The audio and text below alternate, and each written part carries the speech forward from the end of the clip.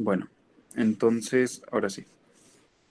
La idea del problema de capacitores era, el primer inciso les pedía calcular la capacitancia total, considerando que esto estaba formado por esferitas, ¿no? Ok, la canción. Entonces, tenemos aquí una esferita, luego otra esferita más grande, y luego, digamos que es la esferita más grande, pues estaba rellena, ¿no? Y así sucesivamente. Bueno, lo que yo les decía de hint era que imaginaran que aquí había una carga Q. Ustedes saben que dentro de este conductor interno, el campo eléctrico tiene que ser cero. ¿Por qué? Porque es un conductor. Hay algunos se fueron con la finta de que estaba uniformemente cargado y calcularon el campo eléctrico, pero no, es un conductor y dentro de un conductor el campo eléctrico siempre es cero. Que eso les quede muy, muy claro. El campo eléctrico dentro de un conductor siempre tiene que ser cero. Entonces, si está cargado uniformemente, este, si está cargado, tiene que estar cargado solo en su superficie, porque dentro la carga tiene que ser cero. Entonces, la esfera pequeña tenía un radio A, entonces inmediatamente sabemos que para R menor que A, el campo eléctrico tiene que ser cero. Luego, en esta región es como una carga puntual, el campo eléctrico. Después, llegamos a esta superficie de aquí. Esta superficie de aquí tiene que tener una carga menos Q. ¿Por qué razón? Porque si esta es una superficie esférica, su campo eléctrico fuera va a ser como el de una carga puntual, el de una carga puntual menos Q, sumado al campo eléctrico de una carga puntual como la distribución de adentro. Bueno, no es una carga puntual, sino que se parece al de una carga puntual. Cuando yo lo sume, pues el campo eléctrico dentro del conductor va a ser cero. Entonces, forzosamente, aquí en esta parte de aquí, sí, ya hice muchos rayones, lo siento, me borro un poquito. En esa parte que puse con naranja, la carga tiene que ser menos Q. Y de esa forma, pues ya el campo eléctrico va a ser cero en esta región sombreada de aquí, que es la región donde el radio va entre CI y CE, C interno y C externo. Y luego, ustedes saben que en esta parte de aquí, pues la carga tendría que ser Q, bueno, porque no se dice explícitamente, pero no me dicen que los conductores estaban cargados. Como los conductores pues, nunca me dicen que estaban cargados, pues lo más lógico sería pensar que estaban descargados. Entonces la carga es cero y por conservación de la carga, si aquí adentro hay una carga menos Q, aquí afuera tiene que haber una carga Q. Eso por conservación de la carga. Y luego, para R mayor que cero, digo, déjenme, voy anotando esto. Para R entre, ahí está. Para R entre A y CI, quedamos que era como el de una carga puntual, ¿no? Que eso es 1 entre 4pi epsilon 0 por la carga entre R al cuadrado y el vector R unitario. Y luego, pues quedamos que dentro del conductor es cero. Y luego, entre los conductores, o sea, el espacio vacío entre conductores, que es entre el radio CE y el radio DI, pues el campo vuelve a ser como el de una carga puntual, que sería 1 entre 4pi epsilon 0 Q entre R al cuadrado por R gorrito. Notemos que eso sería, por ejemplo, acá, en esta parte de aquí. Y ahí, pues si yo sumo la carga gris, que es un campo eléctrico puntual, más la carga naranja, que es otro campo eléctrico puntual, pero del signo contrario, entonces se eliminan las cargas, y luego, se eliminan los campos eléctricos, y luego el de la carga azul, pues vuelve a ser como de una carga puntual de carga Q. De nuevo, dentro de los conductores el campo eléctrico es cero, entonces cuando el radio está entre DI y DE, el campo eléctrico tiene que ser cero.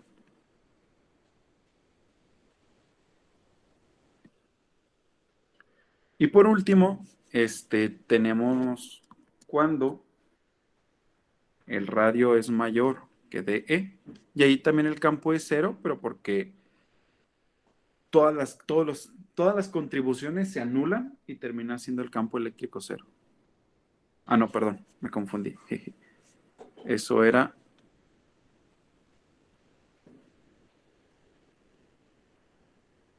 Sí, perdón. Esto es... Todavía sigue cuando R está entre DE y C. Que ahí vuelve a ser como el de un campo eléctrico puntual. Y cuando R es mayor que C, pues vuelve a ser cero, ¿no? Entonces, la idea del hint no es que desarrollaran esto, sino que se dieran cuenta de lo siguiente. Esto de aquí, con este conductor naranja, es como si fuera un capacitor esférico. Por eso les daba la capacitancia esférica. Y luego, déjenme trato de hacer más bonito este dibujito.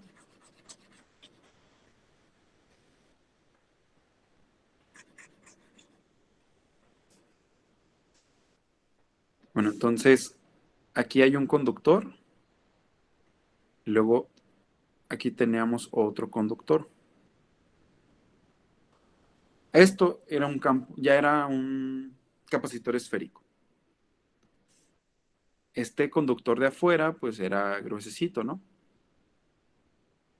Entonces, digamos que esta parte de aquí también era conductora. Y luego, pues teníamos la otra superficie conductora.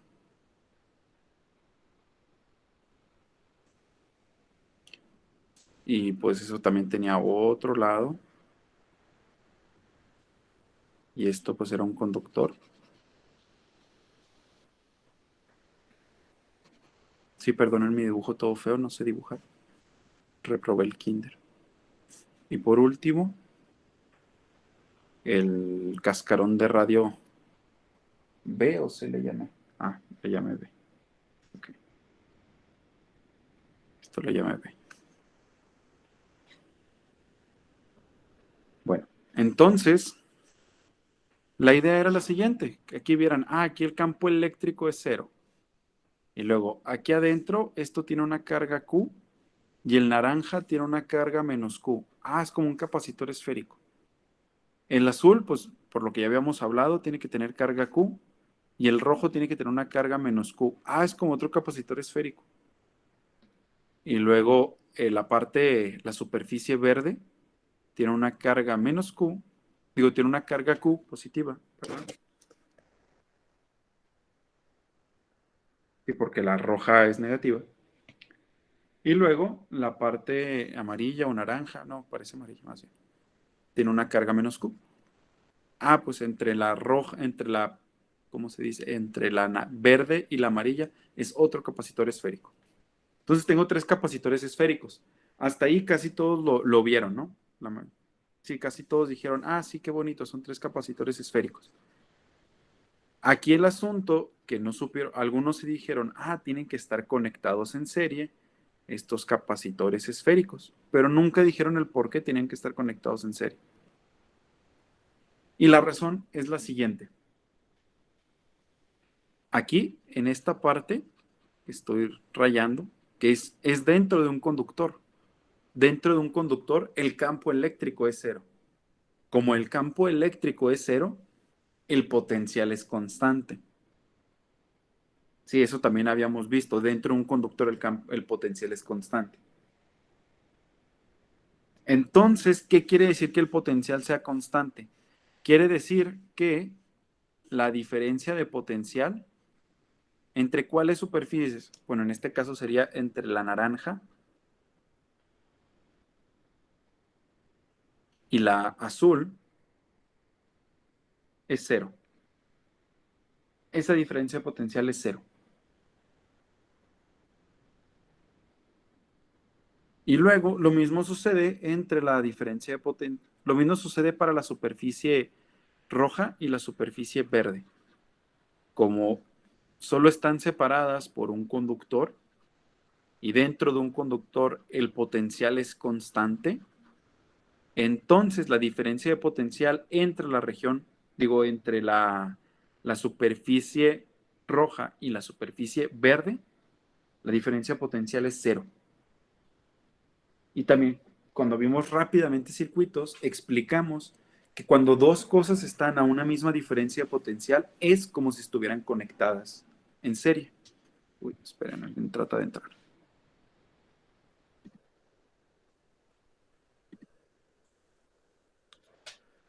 Entonces, como ya habíamos visto que cuando dos partes de un circuito están a la misma diferencia potencial, quiere decir que es como si estuvieran conectadas, o sea, como si fuera un mismo nodo.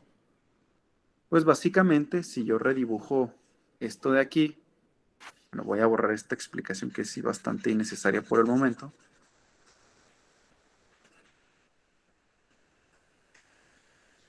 Uy, esto es muy lento de borrar.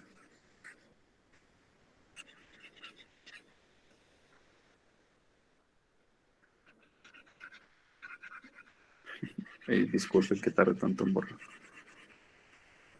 Así mero.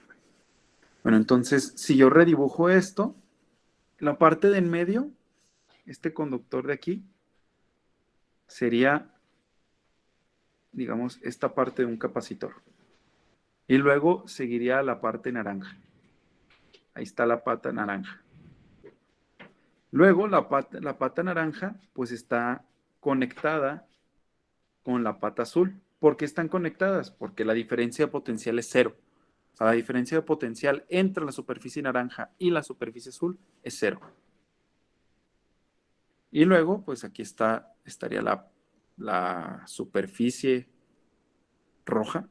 La superficie roja y la superficie verde están conectadas porque la diferencia de potencial entre esas superficies es cero. Y luego continuamos con la naranja, digo con la amarilla. Ahí está mi circuito. Este es mi circuito, este circuito es el que yo voy a conectar una diferencia de potencial V0. ¿Sí? O sea, esta es la razón por la que yo lo puedo ver como si fueran capacitores en serie. Porque, les repito, la superficie naranja, como está con la misma diferencia de potencial, o sea, perdón, como está el mismo potencial que la superficie azul, lo que quiere decir es que la diferencia de potencial es cero. Como la diferencia de potencial es cero, es como si estuvieran conectadas. Luego, la superficie roja, como tiene la misma diferencia de potencial, o bien, mejor dicho, la diferencia de potencial entre la superficie roja y la superficie verde es cero, entonces están conectadas. Y listo. Esta es la razón por la cual era un sistema de 3 capacitores en serie. Muchos nomás llegaron y dijeron, es un sistema de 3 capacitores en serie. Bueno, ¿por qué es en serie? Porque la diferencia de potencial entre en estas superficies, que es la diferencia de potencial entre la superficie de radio CI y la de CE, es cero. Y la diferencia de potencial entre la superficie de radio DI y DE es cero. Por eso es que es un circuito en serie de capacitores. Como es un circuito en serie, ojo aquí, algunos llegaron a decir, son 3 capacitores, entonces la capacitancia es la suma. No, es un circuito en serie de capacitores. Vimos cómo se suman los capacitores en serie.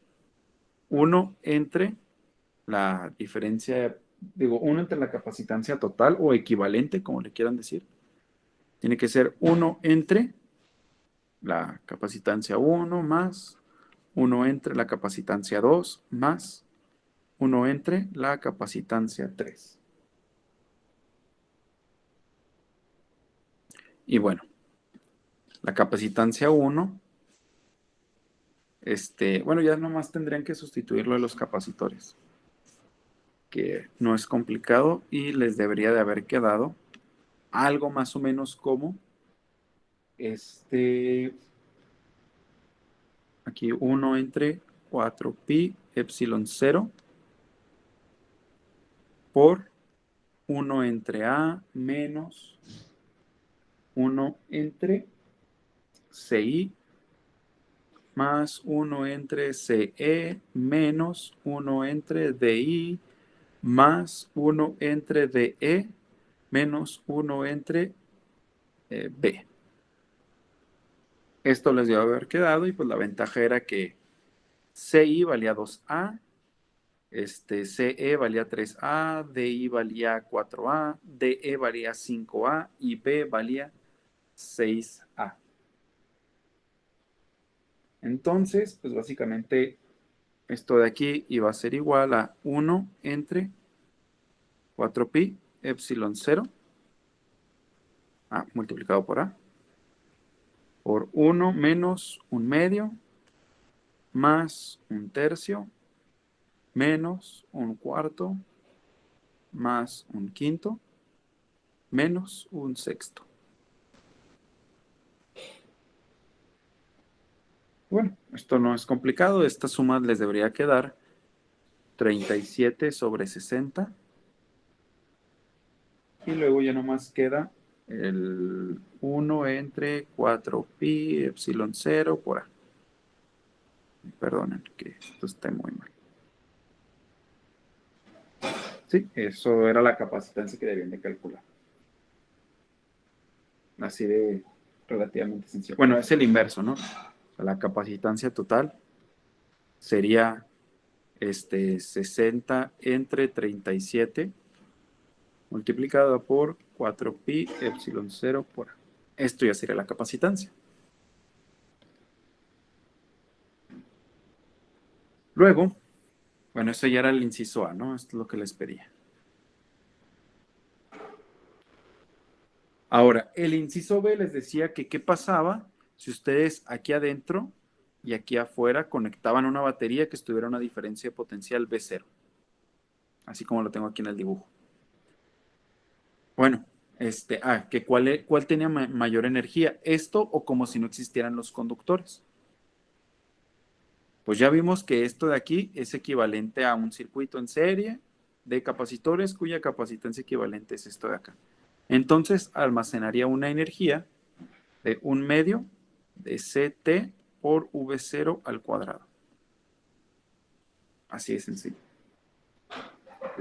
La otra energía, llamémosle U tilde.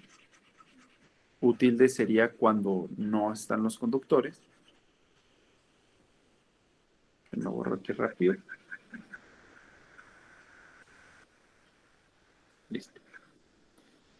Llamémosle U tilde cuando no están los conductores. También sería 1 medio de C tilde por V0 al cuadrado, porque me dicen que se va a conectar con la misma diferencia de potencial. O sea, básicamente me dice, lo único que hiciste fue quitar los conductores de aquí adentro. Es lo único que hiciste. Algunos se fue con la finta, habló de las cargas, que no sé qué tanto, pero aquí lo de las cargas solo era un hint para que se dieran cuenta de cómo estaban conectados estos, ¿no? Ya en realidad aquí deberíamos de quitar esto. Ahí está. El chiste es que aquí adentro yo conecto una terminal, aquí afuera conecto otra y están a una diferencia de potencial V0. Punto. Lo único que es fijo es V0. Yo les pregunto, ¿cuál almacena mayor energía? ¿Esto o como si no existieran los de en medio? Es decir, que fuera nomás el conductor de radio A y luego el conductor de radio B. A este sistema yo le llamé tilde. Entonces, como ya les doy la formulita de un capacitor esférico, pues ya era inmediato aplicar la fórmula, ¿no? Pero bueno, aquí la idea es hacer lo siguiente. Para ver, para comparar, pues sí, pueden escribir explícitamente cuál es esta, pueden escribir explícitamente cuál es esta y ver que uno es mayor que el otro. Sí, sí pueden hacer eso. Otra cosa que pueden hacer es lo siguiente. Ver cuánto vale la división, U tilde entre U. Como están a la misma diferencia de potencial, V0, pues esto tiene que ser igual a C tilde entre C. ¿Cuánto vale C tilde? Bueno, el problema se los dice, ¿no? El problema les dice que la capacitancia es 4pi epsilon 0 por el producto de los radios entre la resta de los radios. Esto, el radio B, sabemos que vale 6A y el radio interno vale A. Entonces sería la capacitancia tilde, sería 4pi epsilon 0 por A, multiplicado por el producto, que es 6, entre la resta, que es 5. La capacitancia total, ya la calculamos, y es 60 entre 37. Esto de aquí, pues si ustedes desarrollan, aplicando la ley de la tortilla, del sándwich, como le quieran decir, aquí les va a quedar 5 por 60, arriba les va a quedar 6 por 37. Y bueno, esto de aquí tiene que ser igual a 37 entre 50. Que esto es menor que 1. Ah, excelente. Entonces, de aquí llegó a la conclusión que U tilde es menor que U. O sea, U tilde entre U es menor que 1, pues eso lo único que quiere decir es esto de aquí. Que el sistema con los conductores almacena más energía que sin los conductores. Y es lo que les estaban pidiendo. Y luego, el último inciso era pues casi de regalo porque es repetir el procedimiento que ya habíamos hecho anteriormente para ver qué eran capacitores en serie. Entonces, de hecho, ya ni van a usar lo de la capacitancia. Ya todo esto queda en el olvido.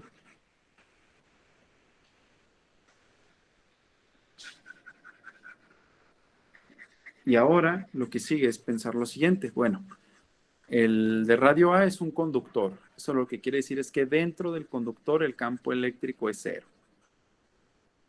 Entonces,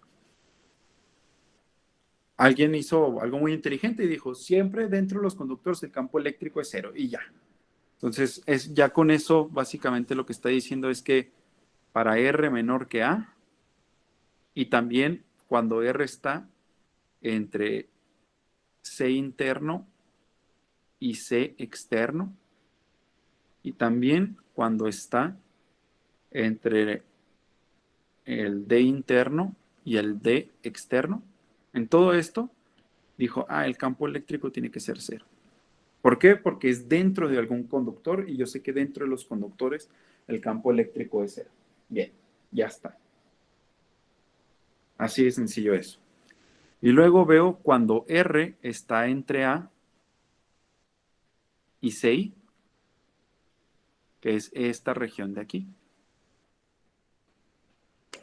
Pues para eso tengo que ver cómo se distribuyen las cargas. Por ejemplo, yo sé, porque me dice el problema, que adentro tengo una carga, una carga Q. Perdón, yo iba a escribir menos Q. Que tengo una carga Q. Y yo sé que este conductor de aquí, el que tiene radio CI y CE, tiene una carga, me dice el problema que tiene una carga Q. Entonces, ¿sí dice eso? Sí, me dice que también tiene una carga Q.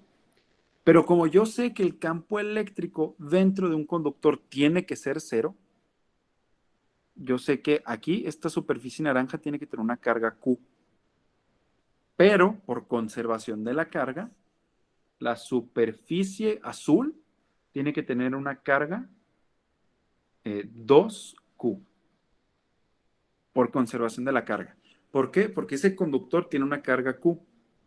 Entonces, cuando yo sume ambas cargas, tanto la de la superficie de afuera como la de adentro, la carga me tiene que dar Q, porque está cargado con una carga Q.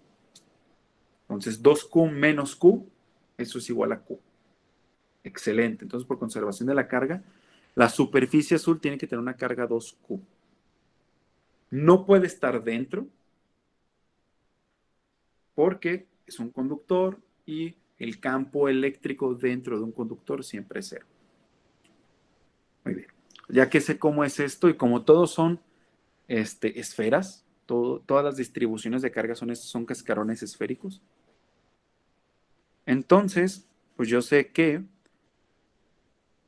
en esta región de aquí, esta de aquí, que está entre los radios A y CI, en esa región el campo eléctrico tiene que ser 1 entre 4pi epsilon 0 por Q entre R al cuadrado por R gorrito. Es decir, solo el campo eléctrico de esta cosita de aquí. Porque el resto de contribuciones va a ser cero porque son distribuciones esféricas de cascarones esféricos. Y ustedes saben que en un cascarón esférico, dentro el campo eléctrico es cero y fuera es como el de una carga puntual. Bueno, y luego me queda ver qué onda cuando el radio está entre CI, entre CE y DI. Bueno, si se fijan, de nuevo, la carga Q, esta de aquí de en medio, se anula con la carga menos Q naranja. Bueno, no que en sí la carga se anule, sino que el campo eléctrico se anula. Y solo me queda el de la carga puntual 2Q.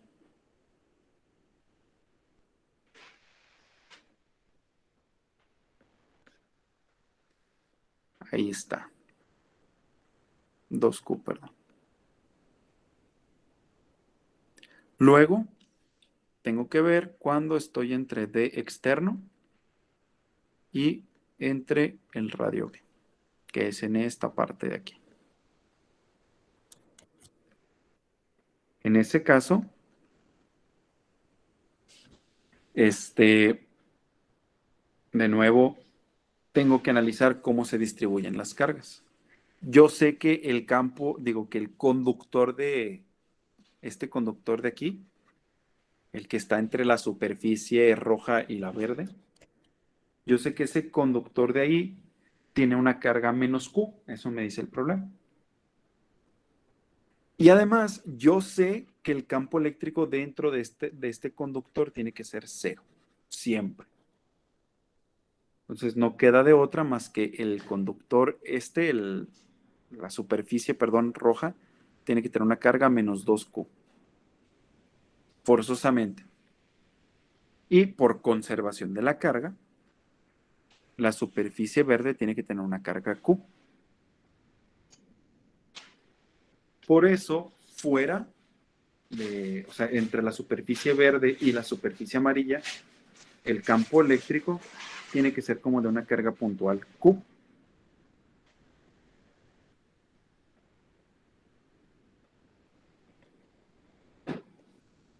Y luego, para R mayor que B, pues para R mayor que B, la carga total es cero y todo, como todas son distribuciones, bueno, todos son cascarones esféricos uniformemente cargados, son como cargas puntuales, sumen todas las cargas puntuales, les va a dar cero, ¿no?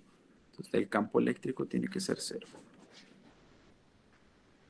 Y listo. Esto es lo que les pedía el problema.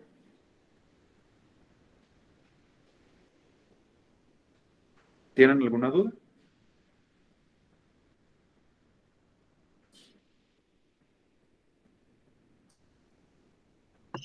No, profe, todo muy claro. Sale, pues. Bueno, entonces, espero que ahora ya digan, ah, mira, la regué en esto. Ah, mira, me faltó decir esto. Ah, mira, no dije aquello. Bueno, y luego vamos con el problema de el amortiguamiento por inducción.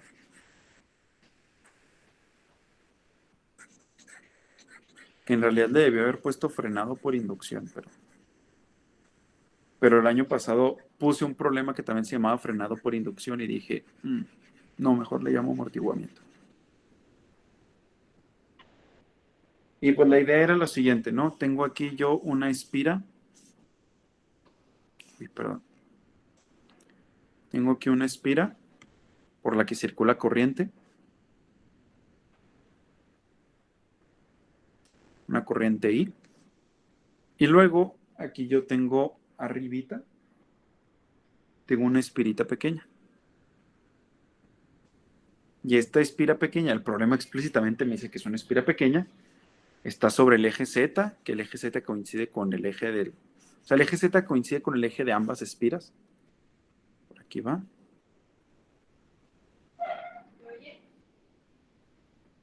Y entonces el chiste es que cuando tú empujes la espira, como la espira grande, la que es fija, creo que esta le llamé de radio B, como la espira de radio B es fija y su corriente es constante, pues tiene un campo magnético. Y entonces conforme la espira grande, digo la espira roja, que es la pequeña, conforme la espira pequeña se vaya acercando, el flujo va a aumentar.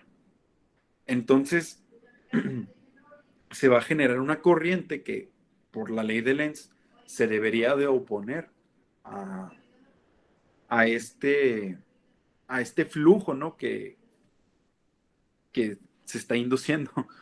Entonces, por eso es que esta cosa se va a frenar por la ley de Lenz. Y bueno, en el problema les dije que ignoraran todos los efectos de la gravedad. Hubo alguno que se confundió, no leyó esa parte y sí consideró los efectos de la gravedad y pues evidentemente no le dio.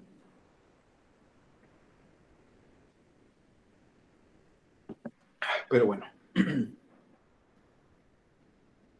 resolvamos esto.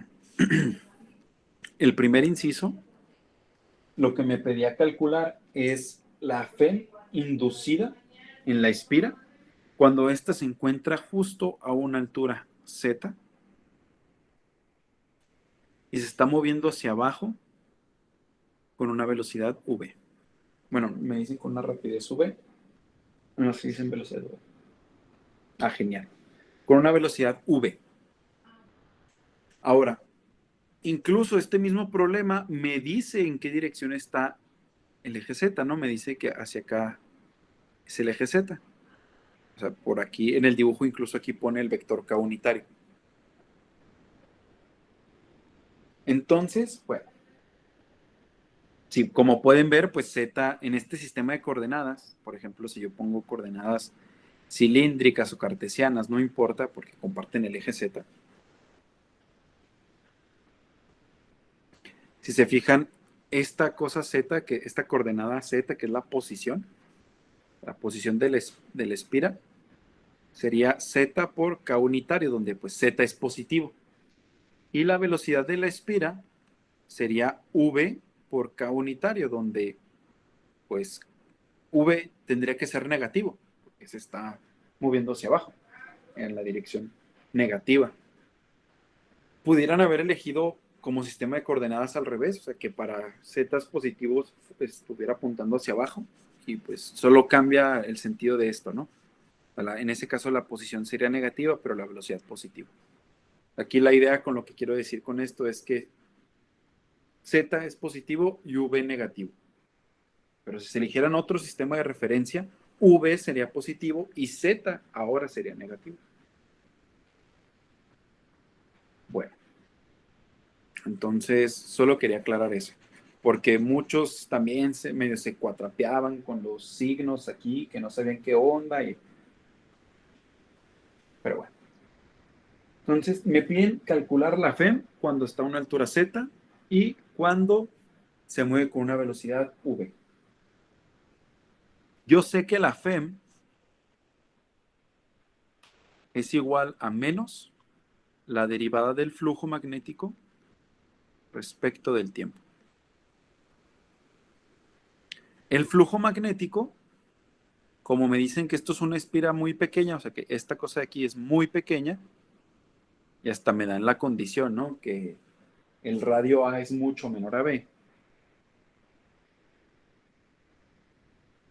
Entonces, el flujo se aproxima, es un aproximado en realidad, al campo magnético a esa altura Z por el área. ¿Cuál es el área? Pi por A al cuadrado.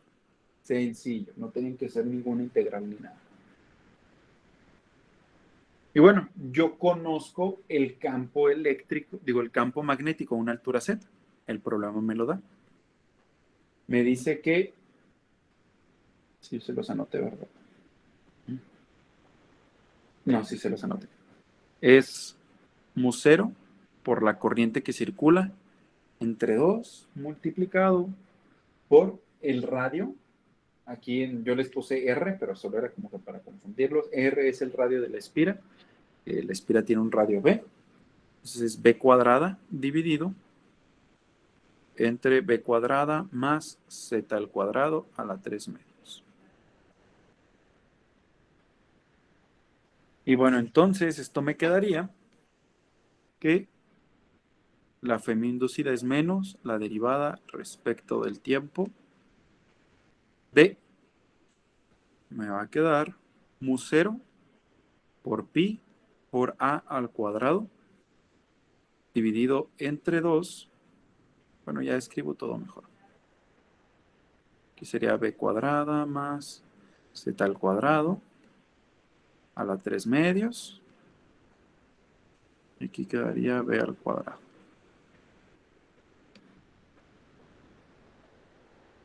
Entonces, sí, efectivamente.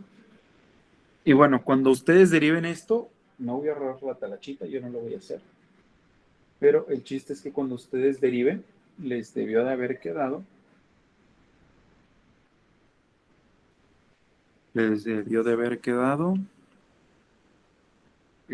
un 3 pi por mu por la corriente I por A al cuadrado por B al cuadrado por Z punto, que Z punto pues es la derivada de Z respecto del tiempo,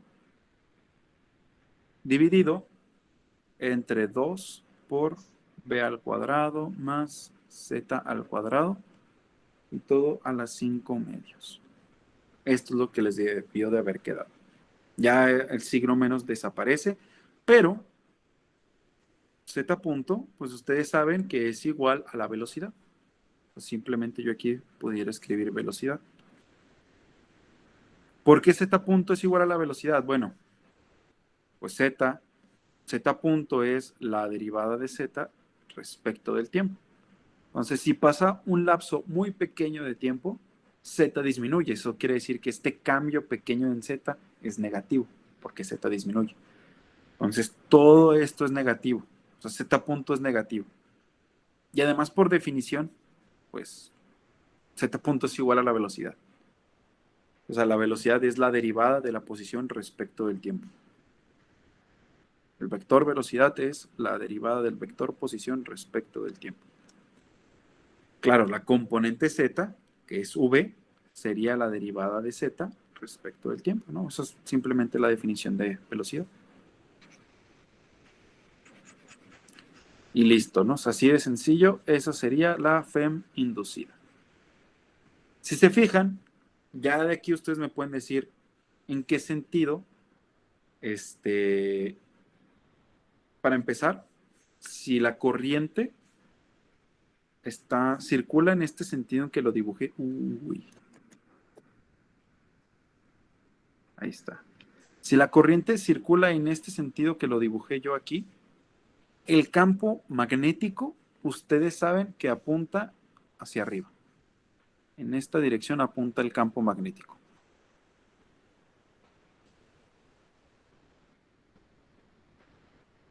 Por ejemplo, si aquí yo le pusiera vector, que ahí solo es la magnitud, Aquí me quedaría un K unitario. Ahora, si se fijan, el flujo es un escalar. ¿Por qué? Bueno, porque por definición el flujo magnético es el campo magnético producto punto el área. Me quedó positivo, ¿no? Bueno, no que me quedara positivo, yo lo escribí positivo. Es decir, aquí implícitamente me tomé que el vector área, que lo voy a pintar con rojo, digo con verde mejor, el vector área, uy, ahí está, que el vector área apuntaba también hacia arriba. Hacia allá apunta el vector área. ¿Por qué me lo tomé de esa forma? Bueno, porque el producto punto me quedó positivo, porque el flujo me quedó positivo.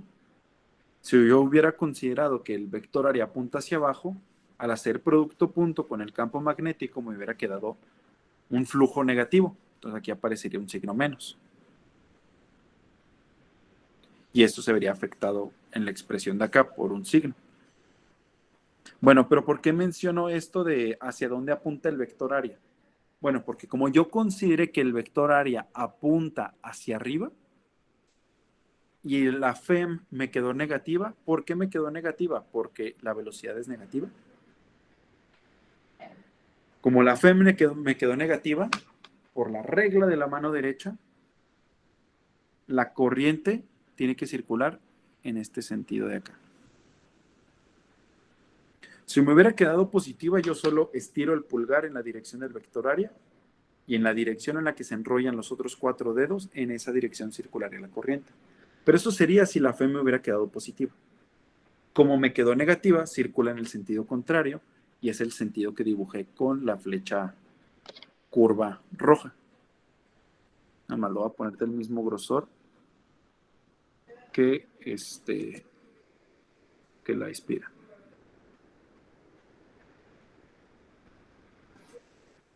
Sí, en esa dirección fluiría la corriente inducida. Bueno, aquí ya me estoy adelantando un poquito al inciso B, porque el inciso B me dice que explique, que diga cuál es la corriente inducida, que explique en qué sentido corre y que demuestre el momento dipolar. Bueno, ya expliqué en qué sentido corre la corriente. Aquí escribo, inciso B. Ya expliqué el sentido de la corriente. Sí, ya lo expliqué. Uy, alguien está tratando de entrar.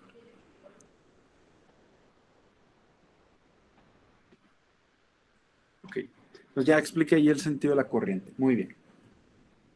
Ahora tengo que decir cuál es la corriente. Bueno, eso es muy sencillo. La corriente, por definición, es un número positivo. Uy, perdonen. Déjenme cambiar el grosor.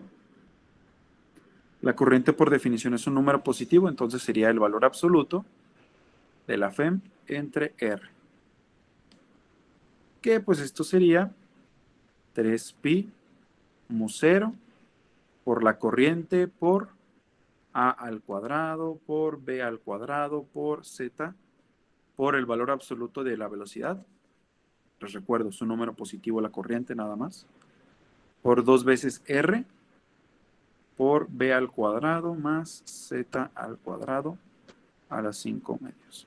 Yo pudiera considerar que la corriente es negativa y eso me explicaría el sentido, pero bueno, ya yo metí el sentido a patita diciendo que va en esta dirección y ya. Ahora, ya que expliqué el sentido y dije cuál era la corriente, ahora tengo que decir cuál es el momento dipolar de la espira. Si se acuerdan, aquí lo voy a anotar rapidito porque es rapidísimo. El momento dipolar se definía como la corriente por el vector área. O también les di una formulita, ¿no? Pero les dije que esa era equivalente a decir este. Y el vector área viene dado por la regla de la mano derecha. Y es más, hasta creo que eso sí lo llegué a mencionar, ¿no? Sí les di el ejemplo. La magnitud de un dipolo en una espira es m, de una espira es m, o sea, el momento dipolar, igual a la corriente por el área y la dirección queda determinada por la regla de la mano derecha. Es decir, agarran su mano derecha, los 4 dedos que no son el pulgar los enrollan en la dirección de la corriente, estiran el pulgar y en esa dirección debe apuntar el momento dipolar. Es decir, el momento dipolar tiene que apuntar en esta dirección.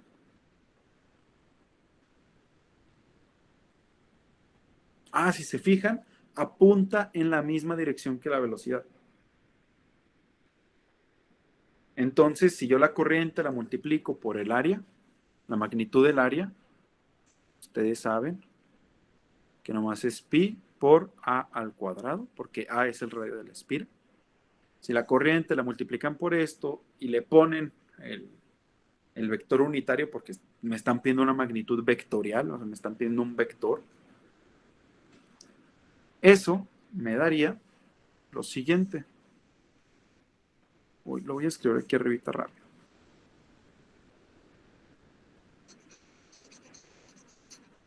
Eso me daría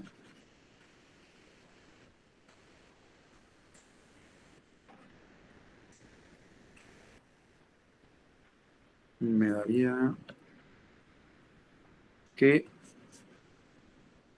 es m vector, sería el área, bueno, la corriente por el área, o sea, aquí me quedaría 3 pi al cuadrado por mu 0 por i por a la cuarta por b al cuadrado por z por el valor absoluto de v dividido entre 2r por b al cuadrado más z al cuadrado a las 5 medios. Y esto pues está multiplicado por menos k unitario, porque pues ese sería el vector unitario, ¿no? O sea, apuntaría en la dirección. Uy, no. Ahí está.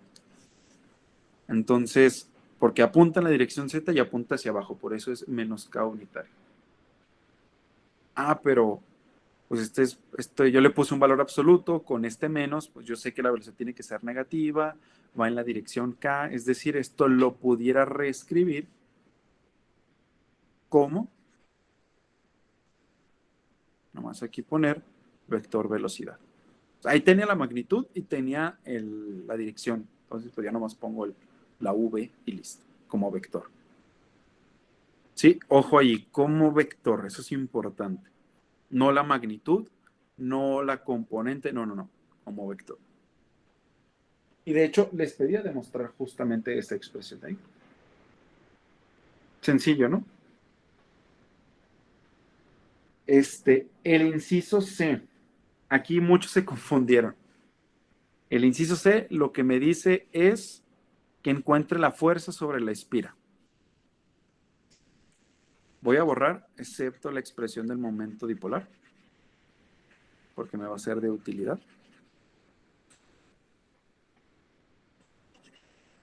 Y bueno, aquí la idea es que ustedes utilizaran una formulita que ya habíamos visto, que es la energía de un dipolo en un campo externo, y de hecho hasta se las doy.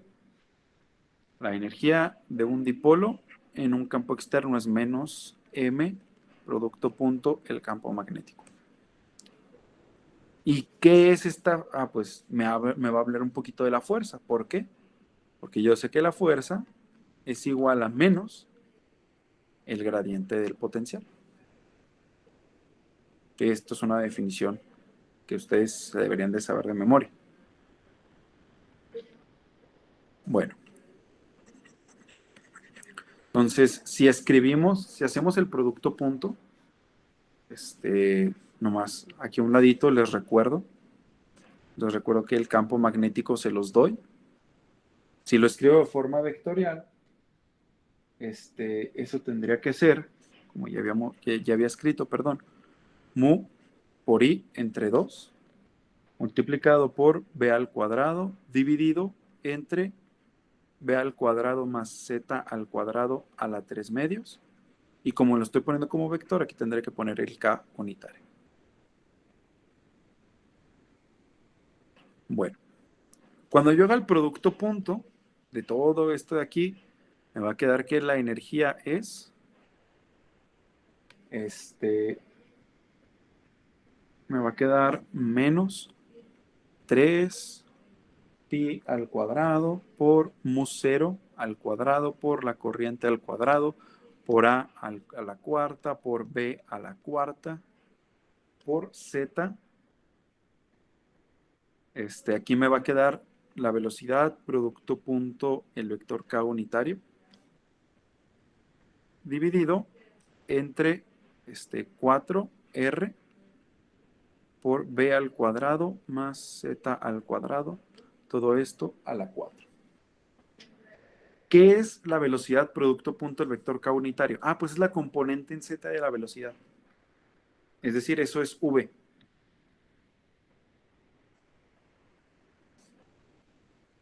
Listo. Esta es la energía potencial. Y luego, para sacar la fuerza, les repito, eso es menos el gradiente de potencial. Bueno, pero está relativamente sencillo porque, pues, si se fijan, además de la velocidad, solo depende de z. Me escribo bonito esa v. Solo depende de z. No depende de ninguna otra coordenada espacial, o sea, no depende ni de x ni de y. Ah, eso lo pone mucho más sencillo. En lugar de escribir el gradiente, puedo escribir esto, ¿no? Menos la parcial de la energía respecto de z por el vector k unitario. Porque como no depende de x, la parcial respecto a x va a ser 0. Y como no depende de y, la parcial respecto a y va a ser 0. La única que no es 0 es la parcial respecto a z. Ahora, ¿qué es una derivada parcial? Una derivada parcial es, dejo todo constante excepto la variable respecto a la cual estoy derivando. Eso incluye la velocidad. O sea, la velocidad cuando yo digo, la componente z de la velocidad. Es decir, cuando yo derive parcialmente respecto a z, va a salir como una constante esta v de aquí. Entonces, bueno, ya nomás les pongo el resultado. Hagan la talachita si ustedes quieren. Y les va a quedar menos 3 pi al cuadrado mu 0 al cuadrado por i al cuadrado por a la cuarta por b a la cuarta por 7 por z al cuadrado menos b al cuadrado entre, híjole, déjenme un espacio bien pequeño. Bueno, entre 4r b al cuadrado más z al cuadrado, todo a la 5. Y esto multiplicada por el vector velocidad. ¿Por qué va a quedar multiplicada por el vector velocidad? Bueno, pues porque cuando deriven va a aparecer un signo menos, bueno, en sí básicamente, perdón, más bien, el vector unitario k, este de aquí, multiplicado por esto, es la velocidad.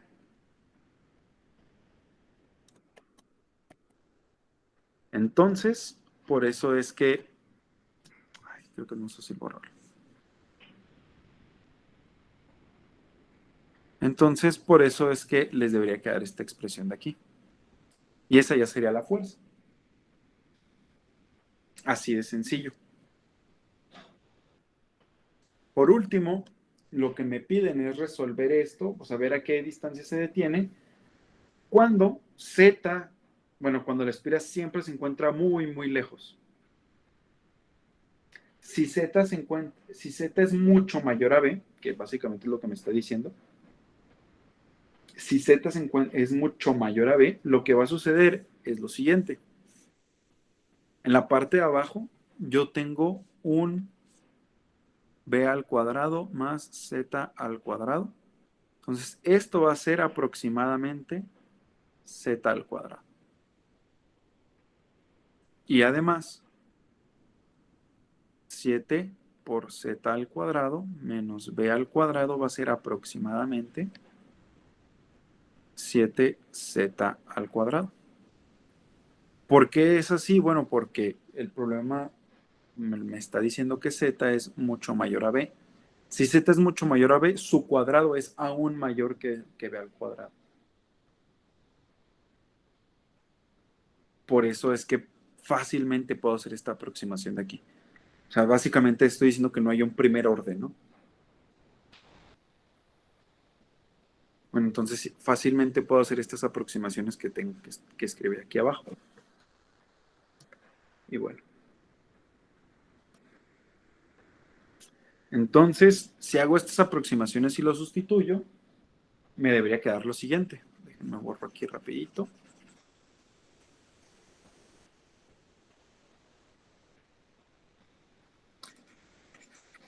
Sí, para la siguiente consigo un pizarroncito mejor.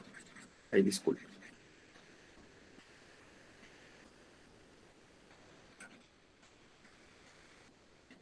Y listo. Entonces, si yo aproximo, la fuerza me va a quedar así. Uy, perdón.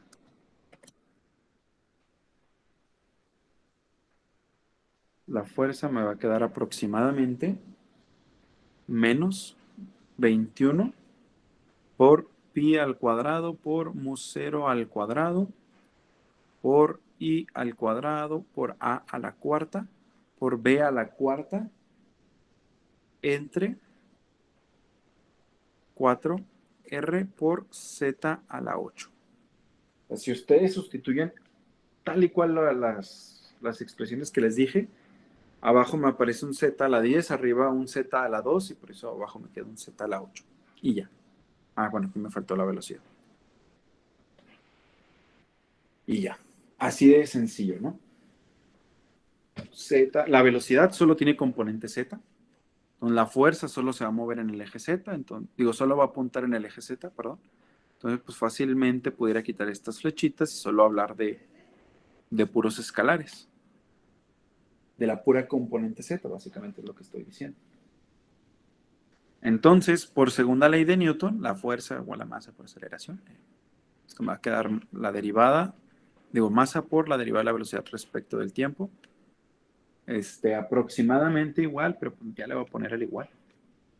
A 21 pi al cuadrado mu 0 al cuadrado por i al cuadrado a la cuarta b a la cuarta dividido entre 4r por z a la 8 por la velocidad. Aquí aplico el truco cochino de los diferenciales, de poner que la derivada respecto del tiempo, pues es como multiplicar y dividir los diferenciales, ¿no? Que es la derivada respecto de z multiplicado por la derivada de z respecto del tiempo. Entonces aquí como que se eliminaran los diferenciales.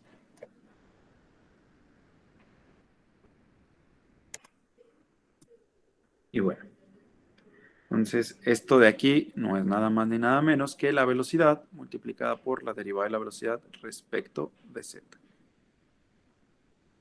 Sí, eso es lo que... En lugar de escribir la derivada de la velocidad respecto del tiempo, voy a escribir esto de aquí. Entonces, pues ya saben qué truco voy a hacer. Simplemente lo voy a borrar. Y lo voy a escribir. Aquí arribita. Ahí está. Masa, velocidad. Y aquí le voy a poner una Z. Listo. Entonces, esto se muere con esto. Y me queda algo muy, muy sencillo. Porque si se fijan, del lado derecho no tengo nada, como ya se eliminó la velocidad, no tengo nada relacionado con la velocidad. Y del lado izquierdo no tengo nada relacionado con la posición. Entonces, esto es exageradamente fácil, ¿no? Entonces, esto simplemente me va a quedar como la integral de dB igual a menos 21 pi al cuadrado mu 0 al cuadrado por i al cuadrado a la cuarta b a la cuarta entre 4 mr por la integral de dz entre z a la 8. Y bueno, aquí le pongo un más c, ¿no? El típico más c que ustedes ya conocen. Esto es rapidísimo, porque esto de aquí simplemente me queda velocidad. Y esto de aquí, pues ustedes saben que me debe quedar menos 1 entre 7 por z a la 7. Sí, eso es lo que me debería quedar esta integral de aquí. Entonces, este menos se va a ir con este menos de acá. Aquí tengo un 21, abajo tengo un 7, entonces me va a quedar allí un 3. Bueno, entonces el chiste es que si ya sustituyen todo eso, lo que les va a quedar es lo siguiente. Es que la velocidad es igual a 3 pi. Déjenme borrar aquí esta flechita. Ahí está.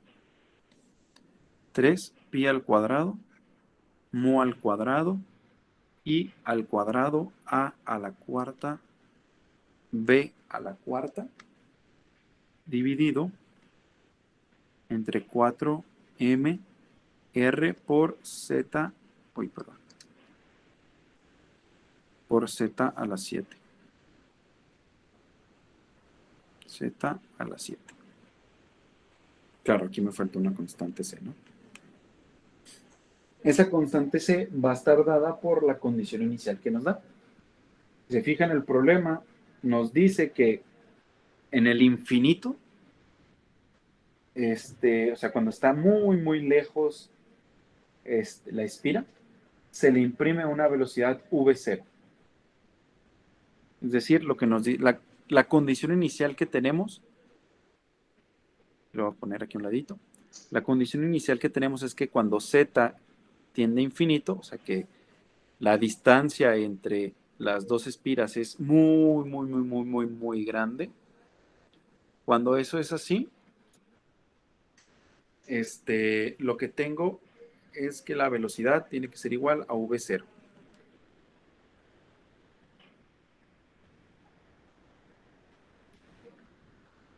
Bueno, y ustedes saben que v0 es negativa, ¿no?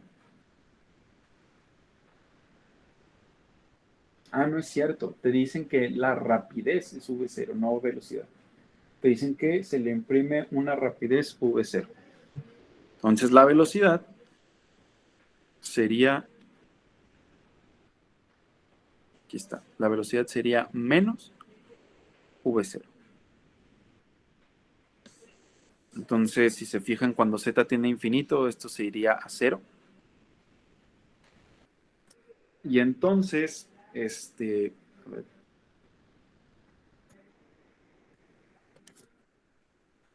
Entonces, como esa parte se va a 0, lo que me va a quedar es la velocidad, yo sé que tendría que ser menos v0, esto tendría que ser igual a 0.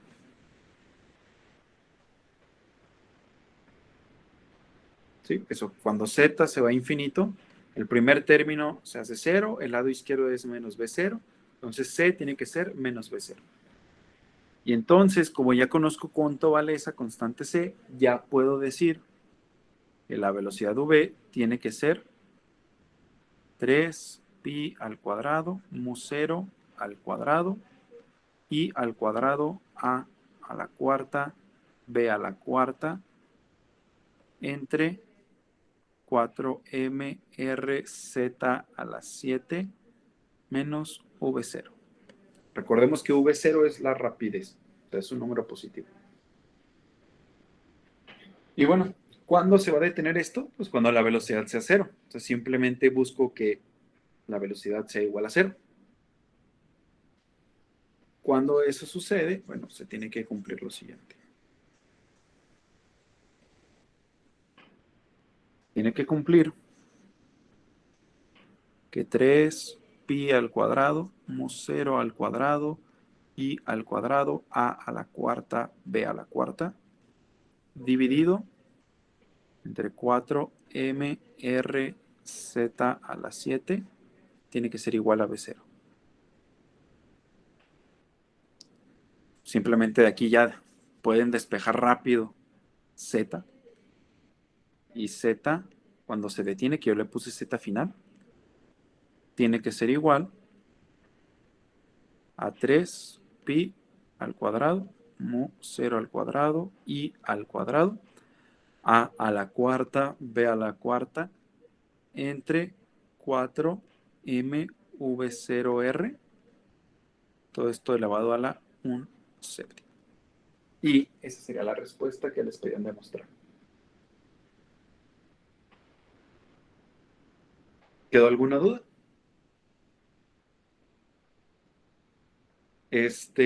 Algo que vi es que, y que me gustaría comentarlo aquí, es que para calcular la altura Z a la cual se detiene, o sea, para calcular ZF, hicieron alguna trampa, vil trampa, que no es nada válida, y ahí voy a explicar por qué.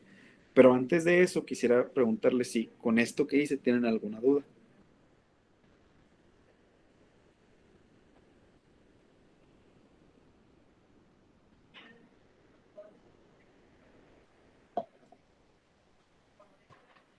Oh, personalmente, no, profe. Ok, excelente.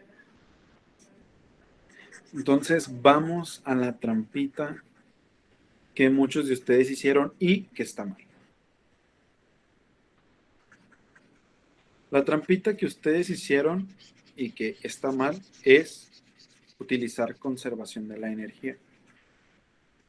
¿Alguien quisiera explicarme por qué está mal usar conservación de la energía? ¿A alguien se le ocurre por qué estaría mal utilizar conservación de la energía?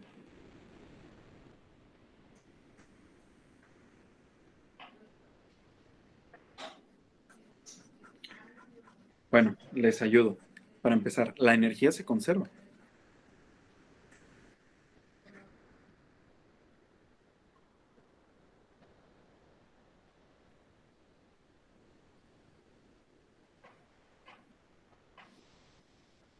A ver si alguien me quisiera Se contestar. pierde por la resistencia, ¿no?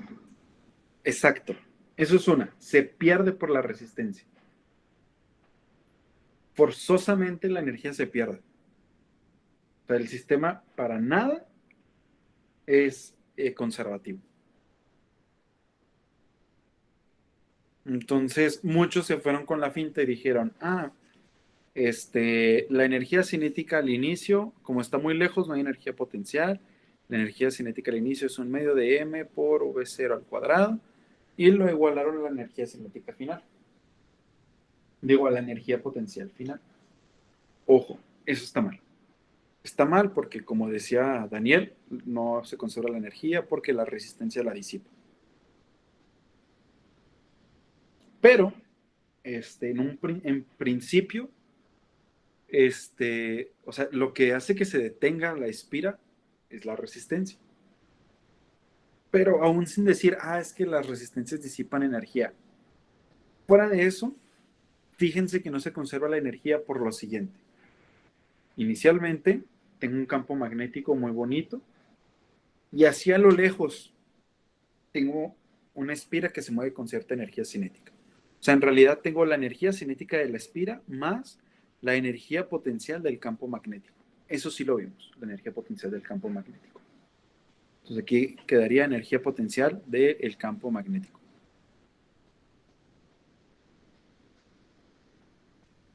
Cuando la espira se detenga, el campo magnético no le habrá pasado absolutamente nada, porque ya no estaría circulando nada de corriente por la espira. Entonces, después de que se detenga la espira, sí voy a tener la energía magnética. Y va a ser exactamente la misma. Pero yo no voy a tener ya energía cinética. Entonces aquí es donde claramente puedo ver que la energía no se conserva.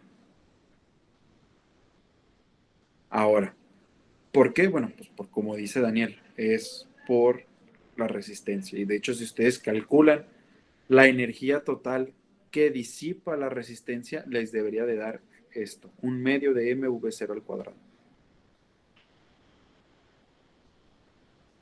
Bueno, entonces vayamos también a ver otro argumento por el cual no puedo aplicar conservación de la energía, es el siguiente. Si yo escribo aquí la energía potencial, que calcule, ¿dónde está? Aquí está. La energía potencial fue menos 3pi al cuadrado, mu 0 al cuadrado, i al cuadrado, a la cuarta, b a la cuarta, z, v, entre 4r por b al cuadrado más z al cuadrado a la 3 medios. A la 4, perdón. Algo que a lo mejor ustedes no sabían, pero ahora ya lo saben. Caray. Es que si un potencial depende de la velocidad, es un potencial no conservativo.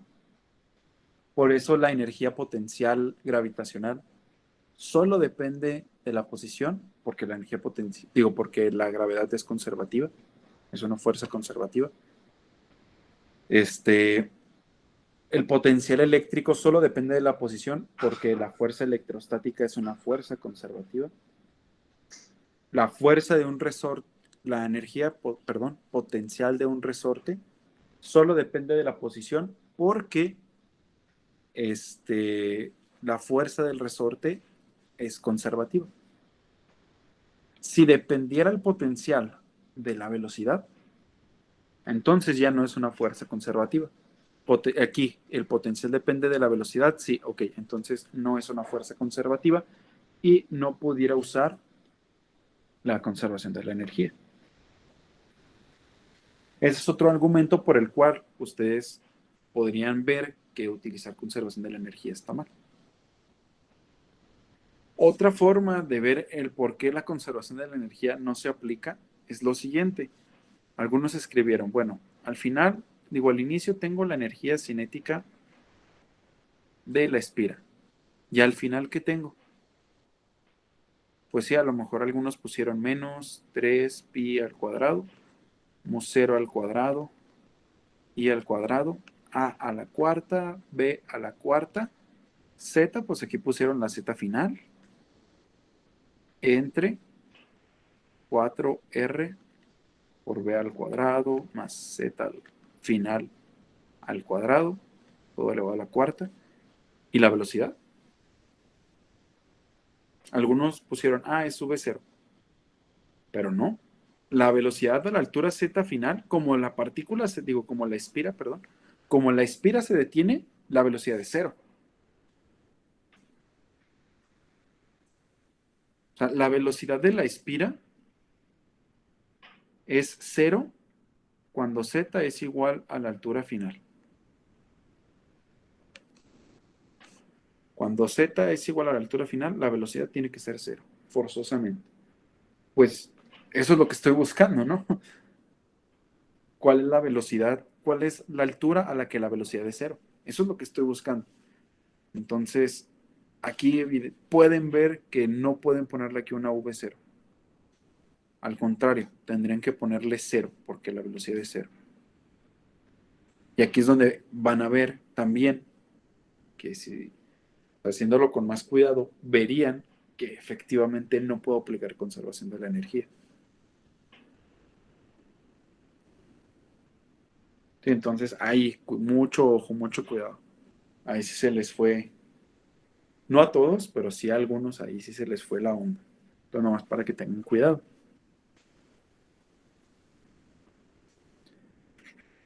Entonces, ¿quedó claro por qué no pueden usar conservación de la energía en este caso? Y eso es importante que les quede claro para que no lo vayan a cometer de nuevo. Sí, profe, muchas gracias. ¿Sale? Entonces, bueno, esas eran las soluciones a los problemas de electromagnetismo que venían en el examen.